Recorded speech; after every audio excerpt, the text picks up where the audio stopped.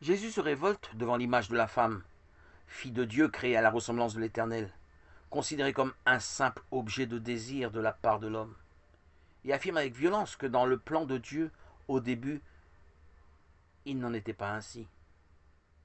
L'homme et la femme, à l'image du Dieu Trinité, doivent se vouer un amour éternel. Il n'y a pas de vrai respect de la femme pour lui en dehors d'un amour vrai, stable, qui dépasse le désir.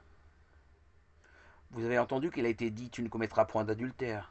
Et moi je vous dis que quiconque regarde une femme au point de la désirer a déjà commis l'adultère avec elle dans son cœur.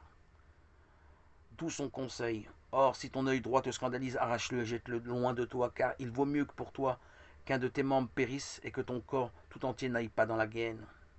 Toute cette violence verbale pour défendre la femme et la dignité de sa personne et de son amour.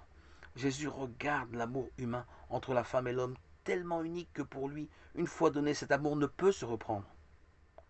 Notre instinct reste puissant, impulsif, jusque dans notre regard qui provoque notre désir de possession.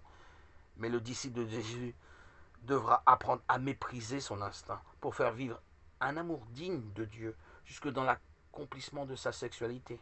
Ce n'est certes pas rien que d'être chrétien.